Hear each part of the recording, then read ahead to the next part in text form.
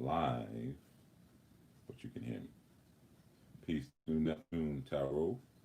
New Neptune Tarot. Peace, peace, peace. Yeah, I didn't do the pre schedule because I had some issues with that yesterday. So I figured I'd just go right into it. So, I guess there was no real alert, anything like that. So I'm just gonna wait until one of you say, "We hear you.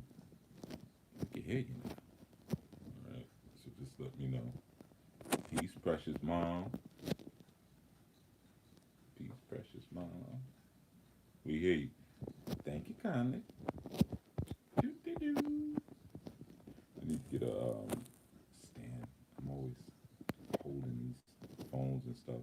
Give thanks, Kashia. You see what happened yesterday. I need to get a stand.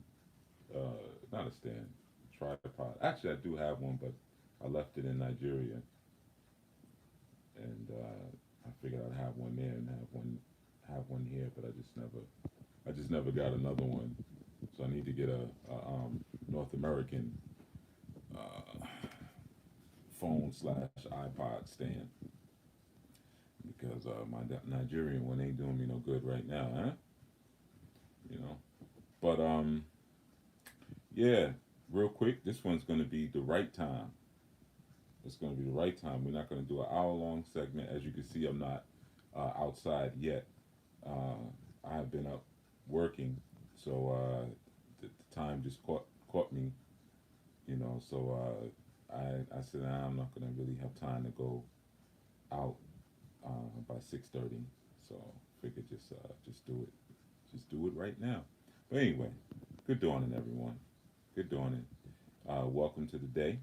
Welcome to you, of course. And y'all know me. Y'all know I'm Chief You. Yeah. It says it right on the channel thing anyway. But real quick, like I said, I'm not going to be long. I'm kind of continuing a thought. Even though we're commanding the day, in many senses, it's like it's a command of the season, right? Because there's a continual thread that I'm kind of like just following, but I guess really giving a little bit at a time so as not to inundate you with too much to have to really follow.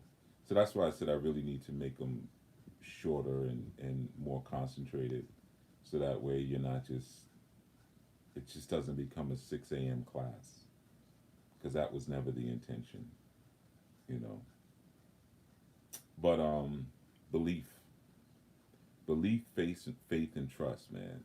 Something I want you to take a look at today. And I know hopefully you've been being able to take a look at all the things that I've been citing as we've been going willfully.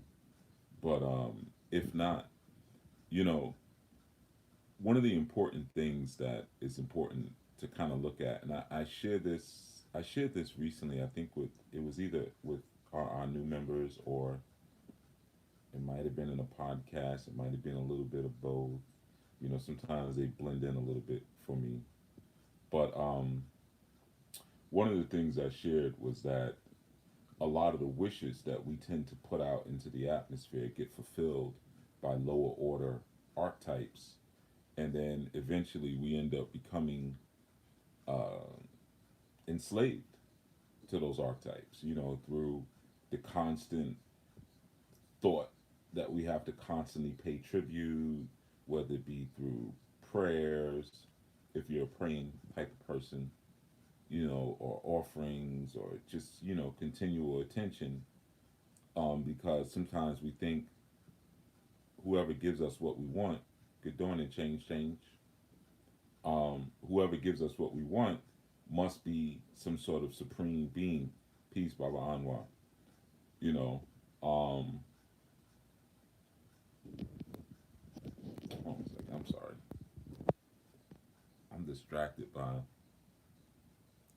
a mango slither. The whole time I've been doing this and trying to work it around. But it is what it is. It's early. You know. But yeah, so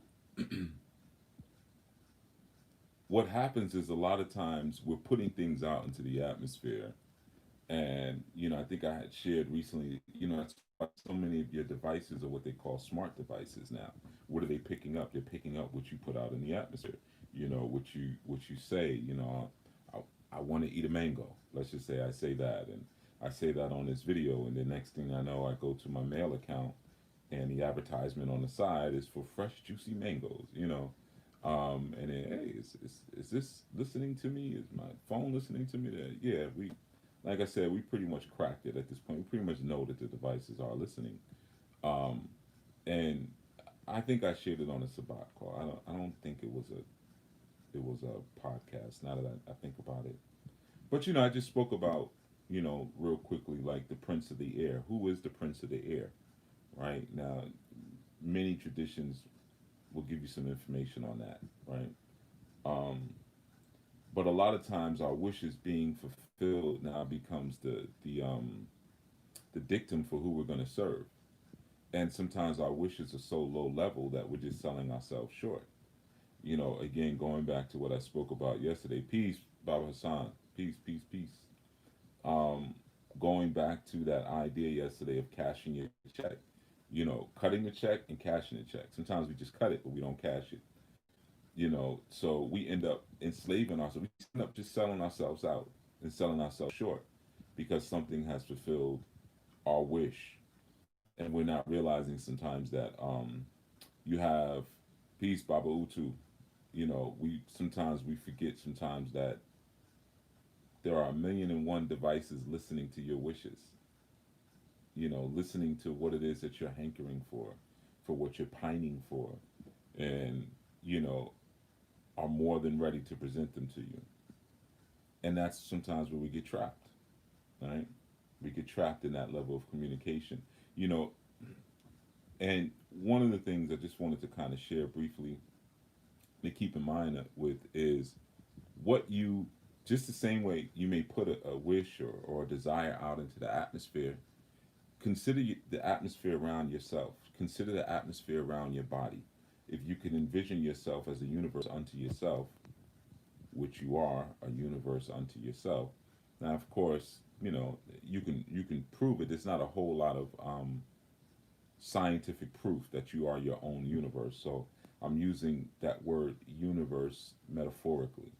You know, because for me, and probably for most of us on this line, the concept of the universe is a metaphor anyway, because most of us have not traveled it, and the information that we receive about it is third party from people who don't have the same faith and knowledge structure and cultural structure that we do, right? And that's kind of what I'm talking about. You know, if you can again center yourself and see that there's an atmosphere that exists around you. You have your own orbit. You have your own atmosphere. There are things that you may allow to come into that space, and things that you may block and negate from coming into your atmosphere, right? So, for instance, sometimes we tend to listen to things and not realize that just in the very listening to them, that we begin to kind of intake a certain amount of poison or a certain amount of toxin, even though what we're listening to seems to be innocent.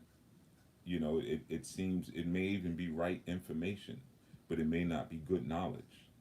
If you think about biblical law, you think about Adam and Eve in the Garden of Ife, or as they said, Eden later, but in the Garden of Ife, when they bit the fruit of the art is knowledge, hidden knowledge, right? So knowledge is something that the information can be there, the fruit can be there all this time, but you may not choose to ingest it. But there's good fruit and then there's bad fruit, right? Um, so there's good information, bad information, but knowledge is always going to send you on a journey. But nonetheless, sometimes we don't know the seed of that knowledge.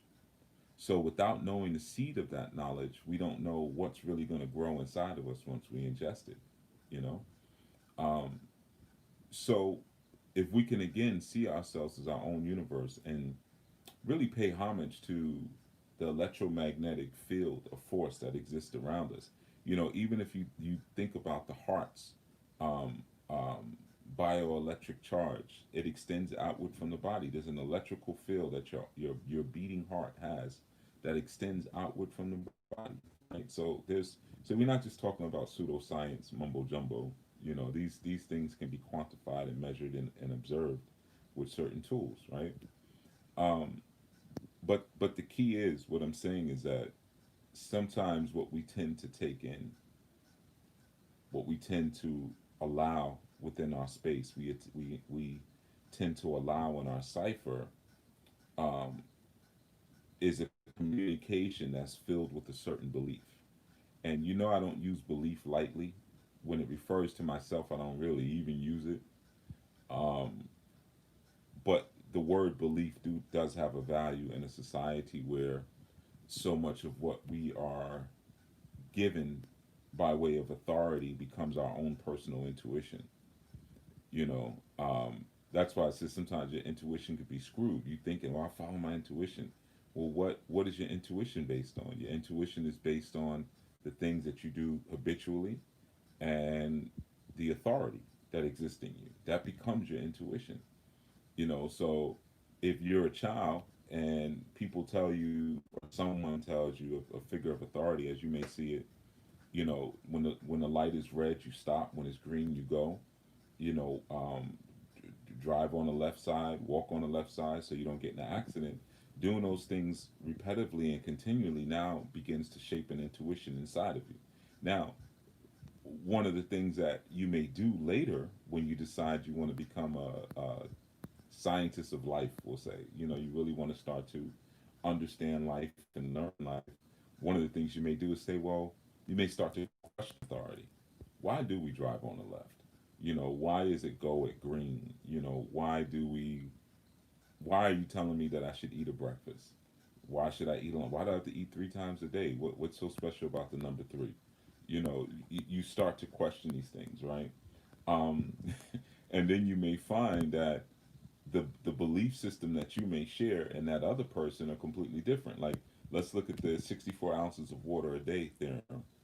And I know you might be like, you the last one to talk about drinking some water because we know you're Stilo. Right. Yeah, I know. I don't drink water. Okay. Um, but again, I don't dehydrate myself. So I really don't need water. Now, if I was to go by the North American food chart, I would have to drink a gallon of water a day because I'm eating all that meat and bread and all that dry stuff and cheese and all of these different things that my body has to fight to get rid of and to rehydrate the minute I eat it. If I'm eating foods that are rich in water, then I'm getting my water, right? So that's just an example, you know, of what I'm saying in terms of sometimes we form certain intuitive habits and they're based off of a belief structure that really doesn't have anything to do with us from a bioecological um, perspective, right? It has nothing to do with our biology, what we are. It has nothing to do with the ecological environments that we find ourselves in, but they just become tenacious habits.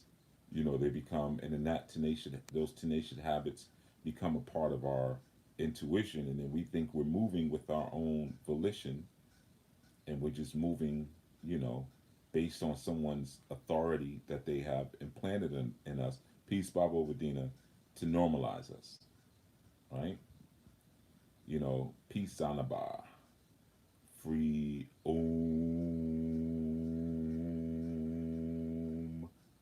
I'm just assuming that's how you pronounce your name. But so you know, it's important when you're taking things in. Now, how do we usually take these things in that I'm referring to? Usually, honestly, the number one way that we take in these maybe maligned theorem from Peace, Baba Verman, um, Iron Man. Usually the way we take in Pete Sherrill. Oh, you caught us live. Look at that. Normally you got to come on the back end. But the number one way we take in this level of malignment is through media. That's the number one way that we get it. That we get a sense of authority. Yeah, you were here yesterday, but I started late yesterday, so that one don't count. Um, yeah, but the number one way is through medium. I mean, through media. Because again, you got to think about who and what runs communications, right? The things that are communicated to us through the air, which are what our podcasts, our I don't want to use any brand name, but our I don't know what you would call Inflix and let's say Bulu, and CB, and Tubu, right? I don't know, online media broadcasting platforms or whatever, right? But because I can't say TV, I wouldn't say, oh, we get our stuff from TV because nobody really watches TV anymore. Or listening to the radio. Who really listens to the radio at this point? You know. So streaming platforms. Okay. Thank you, Kashia, forever the scholar. Thank you. So I appreciate that. So yeah, you get it from these different streaming platforms, and there's a communication that's sent to you, and sometimes we don't do this simple thing because we see things like I know there's this new thing coming out, Disney, Black is King. That Beyonce is behind, and it looks so wonderful, right? But it ain't. It ain't. If you got half a brain in your head, it ain't. You know. Um, Now why? Because out of the abundance of the heart, the mouth will speak. Out of the abundance of the heart, the mouth will speak. Now, this goes back to what I spoke to you about that time with discernment. Be quiet and let people speak. People will reveal their agenda to you if you're just quiet, because out of the abundance of the heart, the mouth will speak. Right? So, I was actually going to do something today, but I'll do it tomorrow because it's gonna take too long. But I was going to share with you what my vital tenets are. Because as I'm speaking, if you don't know what I quote unquote believe in or what I have faith in, then you really don't know what I'm implanting in you when you're listening to me. So now let's go back to the streaming platforms, media, film companies. Who are the people behind these projects? What do they believe in? Right? So what does Disney believe in? What was Disney founded on? Now some of you, if you study at all, that ain't a hard one that ain't a hard one to find. But let's just say, um, my youth have not been to Disney World and will not be going to goddamn Disney World. You know, my point is, when you're looking at different opportunities that people use to express things into your aura, the first thing you want to look at is the seed of belief that generates whatever's being said, even if you see it as good information. What is the seed? Peace, Joyce Isley. You know, um, what is the seed that they come from, right? So it's that kernel or that nucleic belief that now saturates that creates the spirit of the actual knowledge. So just like when you had in the Garden of Ife, Garden of Eden, you had the At or the hidden, right? So this knowledge that I'm giving you outright in this garden here, do this, do that, don't do that. But then there's hidden knowledge. So these are two different pieces of fruit planted, with two different seeds. They're both knowledge, but each one will take you on a different journey, right? So when we look at what comes into our cipher, when we look at what comes into our personal universe, we have to start looking at who's sending it, who shot that arrow first, right? For instance, when we look at all of these different um, uh, um, we'll say comic, live action comic films that they like to put out. You know, that the Marvel universe has, that the DC universe has. Um, and then we see there's a proliferation of it. You know, like man, they just hitting us back to back, back to back. And we might say, okay, they're hitting us back to back with these films because they sell. Could say that. I mean, other stuff sells too. Or are you hitting us back to back with it because you're trying to resurrect your culture? There's a certain philosophy that you're seeking to resurrect. Now, how would that be? Well, because these archetypes that you see in these films, you know, from your Captain Americas to your Supermans to your Aquamans to your Wonder Womans, and some of them are more blatant than others, like Wonder Woman. You know, your Wonder Woman, your Ant Man, Black Mantis. That was a big, that was a real slick one when they did Aquaman and put Black Mantis. Woo, that was a slick one. You know, that was all to disengage the energy that you all started to create around Black Panther. That was so slick because you would think DC and Marvel, they they ain't got nothing to do with each other, right? And then you start to realize, okay, they put out Black Panther, and this is this show of honor, you know, with T'Challa and his father and so forth, and then they come right behind it, with this garbage movie of Aquaman, but they have Black Mantis, and Black Mantis, even in, if you say them quickly, if you were a rapper, you could almost put the two words together and make them rhyme. Panther Mantis. You could almost make them rhyme together. Black Panther, Black Mantis. And if you look at the storyline of Black Panther, look at the storyline of Black Mantis. You know, you see now we see that the antithesis of Black Panther and Black Mantis. Real slick with how they did that one right there. Real slick. Um, but then you have to say, well, this is DC and this is Marvel. Nah, they're not. They don't have an agenda together. You sure? Because who are the people that own these studios? What do they believe in? Do they believe peace say? Do they believe in the same thing? I can tell you they do. You know, they have the same cultural imperative, right?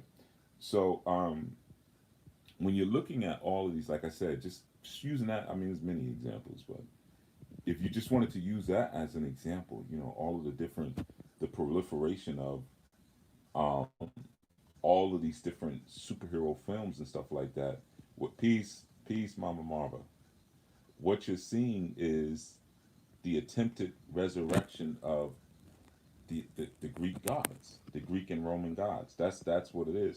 So you might look at Greek and Roman gods, and you might look at that as a thing of the past, and not really. I'm just laughing. You know, sometimes I know I shouldn't laugh at these things, but it's the slickery that sometimes it's just like all you could do is laugh. You start to realize that, okay, whoa, like these same archetypes, Quicksilver, you know, or Flash, because they all, you know, they all have their complement, just like you have Galactus and you have Thanos. Now, just before y'all go, I'm not a cartoon comic person. I have never owned even a comic book. I didn't. I'm lying. I did have a set of comics that I still own to this day called Black Legacy.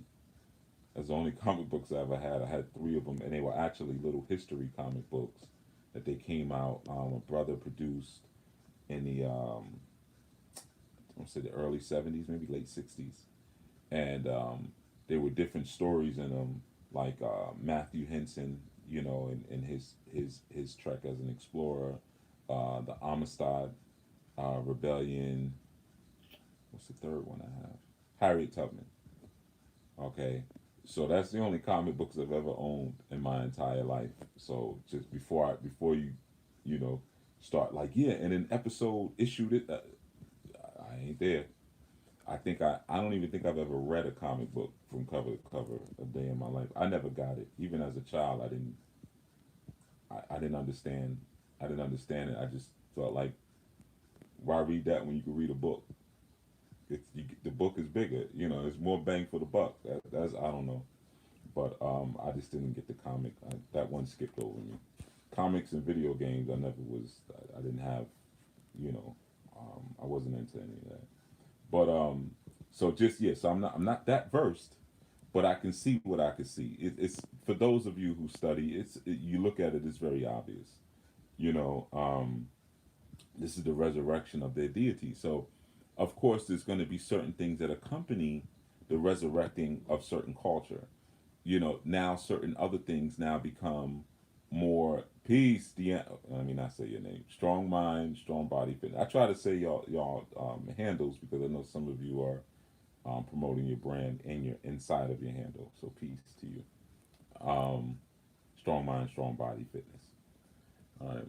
Um, yeah. So that's how you begin to normalize and soften a person towards certain ideas because you plant the seed of your belief inside of whatever it is that you're doing, get them to consume that.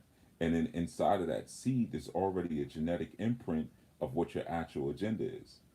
You know, so when you're watching things like, you know, whether it be Superman or Batman or Wonder Woman, and like I said, Wonder Woman is more blatant because they're just saying like, yeah, I'm Diana.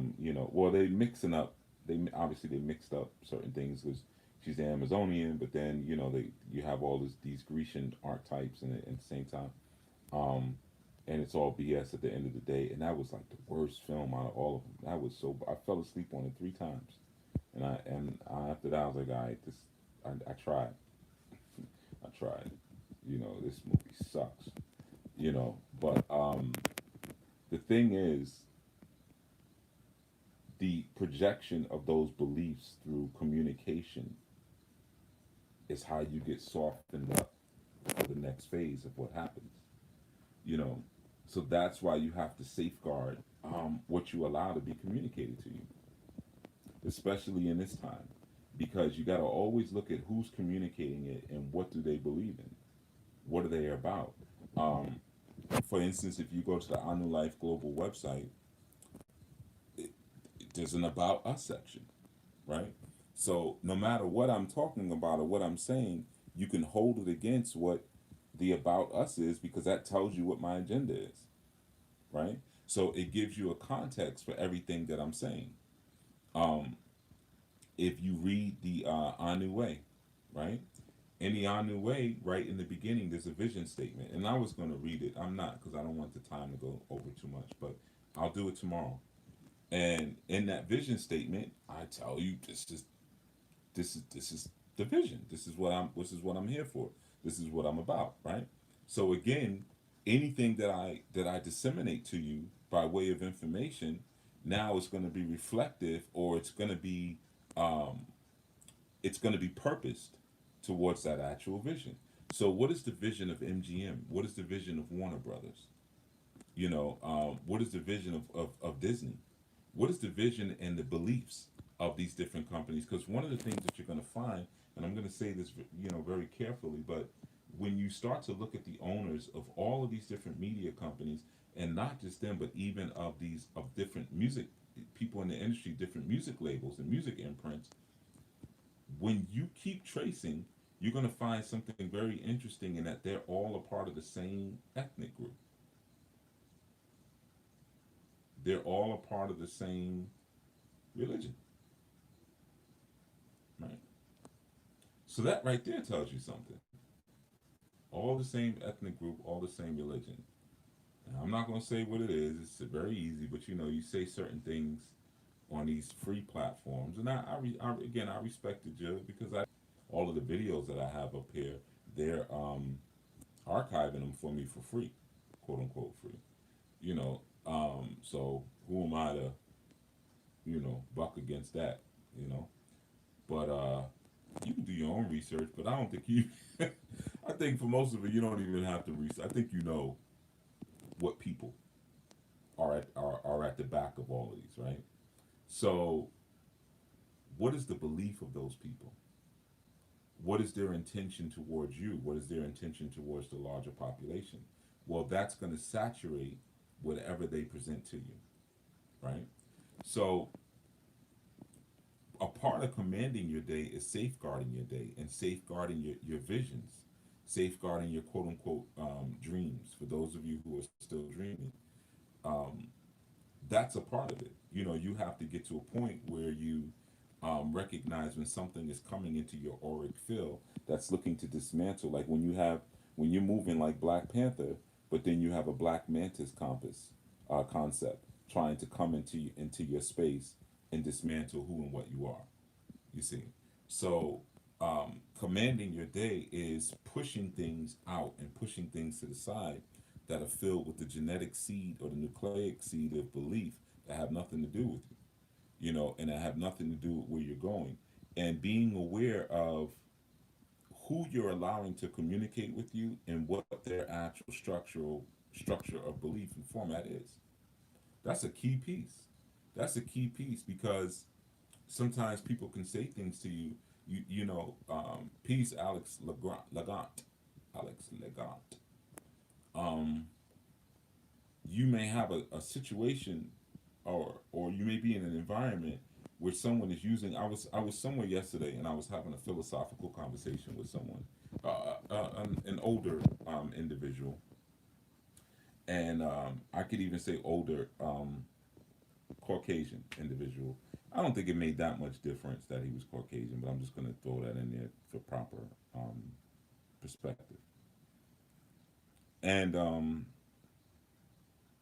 we were having a philosophical conversation, and you know, he kept saying, "Well, we," like we were talking about gender relations and religion and things like that, and he was like, "Well, you know, he's considerably older than me too, by the way."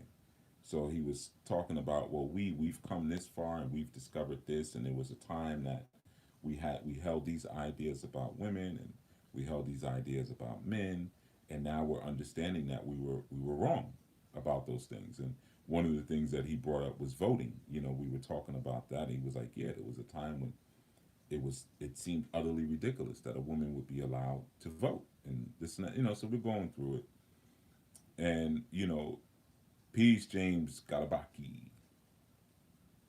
Um, you know, one of the things that I had expressed to him, I was like, you know, well, um, when you're researching philosophy and belief, and you're looking to explore wisdom, one of the first things that's important is to understand the cultural concept of, you know, of what it is that you're exploring, because like I said, so much of our intuition is based upon our authority. And depending on your history with authority, one of your first steps may be to question the actual authority. So when I'm told if I don't work, I don't eat, or you know, my people are lazy, so I got to work twice as hard, or that the game is the chips are stacked against me, got to work twice as hard, and I'm getting that from authority figures, and I begin to come into a real awareness of what I am, and I begin to have a Kuji Chagalia experience where I become more self-defining and self-determined. I have to now question that authority, right? But if the authority that I came up under was never maligned against my rise and my progression, then I wouldn't question authority as much as I may question my own tenacity. And my tenacity again would be my habits, my habdashery, you know, the things that I wear, but what cloaks my mental sphere? What am I dressing my mind with, right? Because the authority wouldn't be in question. So I brought that up to him. You know, we were talking, and I said, yeah, you know, the thing is that my ethnic group has a certain relationship with authority in this country that I think is a bit different than your ethnic group. So when we use the term we, and what we are discovering and what we have done wrong in the past, I said I don't think you can necessarily universalize it. You know, and again, speaking from a philosophical point of view, you know, um, he agreed. And you know, I said, because even if you look at the idea of philosophy, you know, he's coming from a Socratic perspective, and I said that's cool, but you know, you're talking about um, fifth, fifth and sixth BC. You know, it's pretty recent.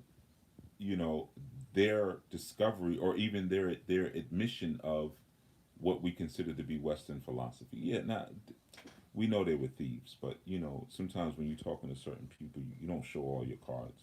You know what I mean? They're not, and plus they're not gonna understand. You got a different deck.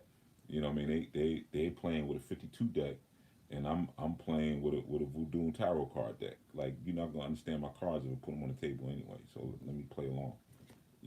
And it was a good conversation. I like talking to older people of any ethnic group. Especially older. Well, even if they're not educated, I don't really care about that. I just like talking to older people. But this individual has degrees up. He's degrees up the wazoo. So he's a smart guy according to that standard. So like one of the things I shared with him was that you look at even just Chinese philosophy, you're dating back like 12,000 BC, and then let's which we really can't even really. It's been difficult to find a date on that one. So when you're now peace, brother Chris, peace, Ia Alda Ray. So when you're talking about Western philosophy and Western thought, even though we know they stole it, it's still a pretty new invention, right? So when we're using terms like we and like you were saying, well, now we have a different perspective on gender relations and what gender really mean, and I'm like, nah. And one of the things that was like really pointed out was that we had very rigid ideas about what gender is. And I said to him, I still have very rigid ideas about what gender is. I'm not dislodging my understanding or my perspective of gender because someone has imposed a campaign of complaining and whining on me in order to get me to return to their historical roots. And if I can sit back and see the full scheme in play from again the DC universe, the Marvel universe, from to the food to the fashion.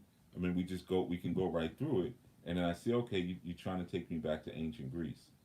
Okay, that makes sense. Why not? You know, why not take me back to ancient Greece if you had the potential? Because we look at again a film like Black Panther, and we see some of the ancient values of the continent there, and say, oh man, that would be wonderful to have. Um, but again, it's who you allow to saturate your aura with their beliefs. So even though he and I were speaking, and he was excited because we could have this conversation,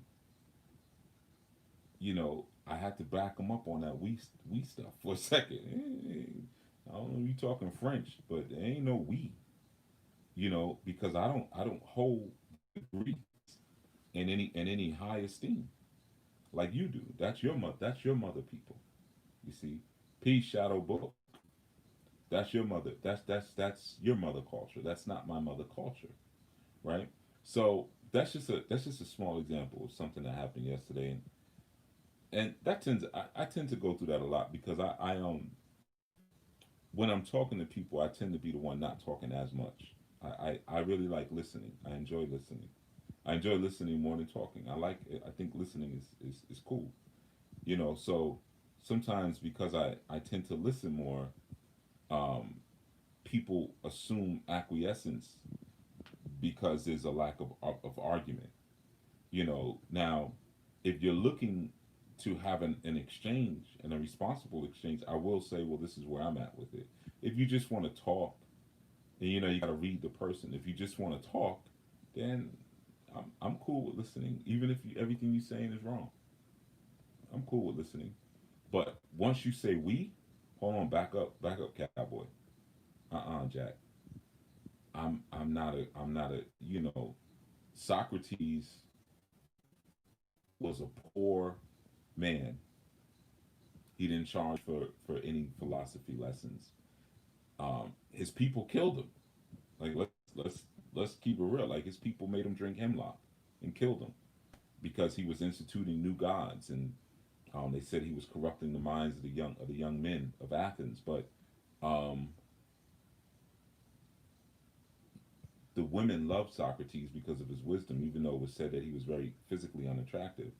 And the men loved Socrates because of his wisdom, even though he was unattractive.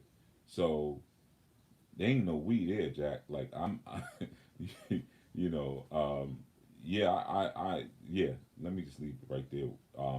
So their sense of reward is much different than my sense of reward, right? Um, so that's something I just wanted to share today. In our commanding our season, it's commanding our day, but this is something that will help you with your season. Start to really take a strong look at the belief system that sits behind those who are communicating certain authority and habits and tenacity to you. You know, so even like talking to an individual like that, which it was we weren't arguing, like it was a great conversation. Um, but I'm never afraid. I'm never afraid or ashamed to say that I'm an original man, and my culture dictates something different. I'm not. I don't have. I don't care what kind of environment I'm in. I have no. I never have an issue saying, "No, that's y'all stuff." I may not say it that way. That's y'all stuff. Y'all. That's cool. Y'all do that. I don't do that. That's not my culture. My culture is not based around that. And not only is my root culture not based around that, but my divine culture isn't based around that. And sometimes the stuff y'all talking about will take me further away from the divine. You see, even the resurrection of your Grecian heroes, peace, Anna Marie, the resurrection of your Grecian heroes takes me away from my divine archetype. I'm not interested in worshiping Aquaman. I'm not interested in worshiping Batman or worshiping Superman. I don't care if you named him Kal. I don't care. And his father is Jor-El or Jael. I don't care. I know what you did. I caught it. But I'm still not going to worship that. I don't care if you made Superman's hair black, which is now supposed to be the symbolization of a black person. I don't care. I don't care if you put the kundalini. I don't care. I'm not worshiping that. I don't care how much you dress it up to make it look like my creator. You're not going to catch me with that because I know the belief that sits behind your strategy. Even if I watch a movie like Black Panther, well, who put that out? What do they believe in? That makes sense. That's why all the women are bald in there and fighting. Yeah, that's why they said that in the comics, the next Black Panther is the little sister, the little skinny little sister. Okay, yeah, that makes sense because I understand what y'all believe in. I get the agenda. I see what you're working. You the king. You got all the baddest women in the world, and you nervous about Lupita. Yeah, I get it. And she doesn't want to settle down. She doesn't want to settle down. I get it. I get what you're doing there, right? Because I understand your belief structure that exists behind whatever it is that you project. So, that's just something I want to share with you all. And thank you, Baba Mari, for telling to get the likes up. I do appreciate that. There's definitely 14 likes with 60 people in the room is a blessing. So I'm very thankful for all the blessings, and I know how expensive it can be to hit the like button, and I know how hard it can be to put 15. Mm-hmm. Oh, 17. Look at that. Huh. Some of y'all are working the muscles. Like y'all must be working out right now. That's what it is. You punching 22. You punching the like button. Very interested. Because, I mean, Brother Utu, he got in the chat earlier. I saw it. And he said, yeah, man, get them likes up, people. Y'all ignore him. I know what y'all believe in. That's how I know how to deal with you. Yeah, he did it, right? Because you saw when he said it. Now we got 36. We went from 14 likes to 36 in like 20 seconds. That's deep. Peace, Nikki. You getting your darn stuff. That's cool. You know what I mean? It's cool. Um, yeah, y'all walking. Look at y'all. Y'all ain't shite. Oh my goodness. Can't get y'all to do nothing. That's why I don't even ask. I don't even whatever. I don't even do it anymore. I know how y'all are. You know. No, Chief, just get you Chief, you just keep talking. You keep pouring into me. I paid good money for this live. But anyway, so yeah, so I just wanted to share that. Just be in tune with the beliefs behind those who you decide to ingest the fruit of. And you may find that, man, I don't even want it. No, thank you. I don't even want that fruit. I'm not going to go watch that movie. I'm not going to go listen to that song. Yeah, I may love, I give you a great example before I go. One of the music art forms that we celebrate so much and I have made money from and enjoyed is hip hop. And I love hip hop. You know what I mean? It's also the era I come from, and the area that I was dropped off at was very instrumental in the creating of what we call the golden era of hip hop. So there's a certain pride there, of course, but hip hop is nothing but a pride music. It was based around pride, you know, and that's part of the problem. MOP, huh? Yeah, that's interesting. You bring up MOP because of the story that I shared the other day about the TLC Platinum Party. That's maybe a more private conversation. But Mash Out Posse, yeah. But yeah, so but you think about what is hip hop? Where did it start? Just ego, just a bunch of bragging. I'm gonna tell you something, and most people wouldn't want to hear this, but this is when again you got to look at the belief structure behind the creative and beautiful things that you may be able to do. You have an art form that really is just devil fueled. Where did it start? Well, I'm this. Well, I'm the sit did it. And you're going old school. I'm the hit did it. I'm the did it. And I'm the did it day. I'm on the did it. And I can do the did it. I got that. I. Just sitting there bragging, right? And then you start to look at it and you say, well, whether it be the biggest records that came, whatever, who was behind them? Okay, well, let's look at Run DMC Rockbox. You know what I mean? Like that was like really the first like hip hop like album, like full. You know what I mean?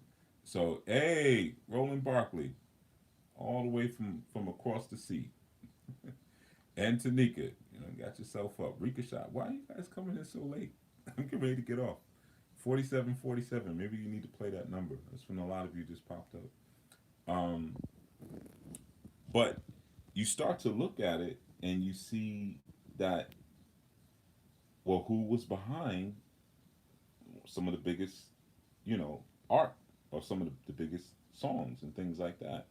Okay, so what was their belief structure?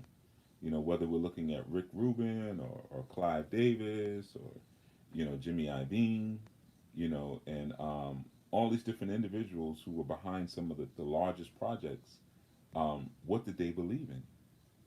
Belief is an amazing saturator. That's why when you look at the never ending story, yeah, it came from Brazil to Portugal yesterday. Yeah, I know. I know. You're always moving, moving, moving. Always somewhere either exotic or very cold. That's rolling. But you begin to see, like when we looked at the never ending story, the power of belief and how it can create a whole reality, but it can also distort an entire reality. So you can have a beautiful art form that now gets charged by the will of someone else's belief and then becomes something completely different. So the same thing with you. You can be doing a certain movement or a certain habit, right? And that habit can be fueled by a divine authority, a divine author, or it can be fueled by a lower order earthly author. Because you remember, and when I say author, I'm saying authority. Author slash authority. It's the same thing. Author, authority, pater, father. It's the same thing. So who's your father, right? So when we come into the world and we're younger and we really have not come into our own age of reason, in many instances our authority is just social authority. We have to wear clothes and we have to wear a belt and we have to tie our shoes and we have to not put our elbows on the table and we use this knife, we use that fork, and we do those things not because our our inner intuition tells us it's the right thing to do, but because our authority tells us it's the right thing to do. And then as a result, it becomes such a tenacious routine that it becomes our habits, and then from the combination of those two, we now develop a personal intuition for ourselves. And then, like I said, willfully, and some people never get to that point, but willfully at some point we get to the point where we now start to scientifically look at, well, why am I doing this, and how can I present my findings in a way where they can be recreated. That's sometimes the danger. Feel mystical, because you need to have a combination of the mystical and the logical in order to recreate your findings. A good thing for a lot of you to do. Now, some of you may already do it. I tend to read a lot of like different journals, like medical journals and things like that, psychological journals. And one of the reasons is honestly to keep my sword sharp, because when you're reading those type of journals, they use a style of writing that's called the scientific style. you know and essentially when you're writing for the sciences, you're removing yourself out of the story, right? So you want to write as objectively as possible. You have to cite all of your claims and things like that. So um, your tone and your flavor of writing should not be present at all, you know um, and that's good for me because as a researcher, I don't really have anyone checking me. It's not like I work for a university or anything like that. So if I present an idea to you, I can put my total spin on it, and no one's gonna say that's just what you feel or whatever. I mean, people may say that, but I could probably still back them down, like intellectually, because I would have already, even I would have studied whatever it is that I'm talking about. But my first presentation should be scientific, right? To allow you to recreate what it is that I'm saying. So even if I'm saying something from a spiritual perspective, I should be able to present spirituality to you in a way that's reproducible. So this is the experiment that was done, or this is the ritual that was done. This is how it was done. These are the results, whether they were positive or successful or unsuccessful. This is what was done. These were the tools that were used. This is the setting that it was done in. This is the reason why it was done. All of these different greetings, Miss Cindy Jones. Um, that those are all the things that you kind of want to cite when you're presenting information. And in doing that, you begin to slowly remove the color and the tone of maybe your own personal belief. Now, when you become really good at it, you learn how to present something in a scientific fashion, but still saturate it with your own belief. That's when it gets scary, because you'll be thinking you're reading something or watching a documentary and it's supposed to be objective, but the findings and the facts have been geared towards a particular conclusion that you're going to make inside of your own psyche, even though that writing style is not supposed to lead to any conclusion. It's only supposed to show findings, right? Or that documentary or film style, whatever it is, right? So again, these are examples of how sometimes the saturation of our own belief can now steer things into a direction that may not necessarily look. I'm almost at an hour, and I told to myself today it'd be 15 minutes.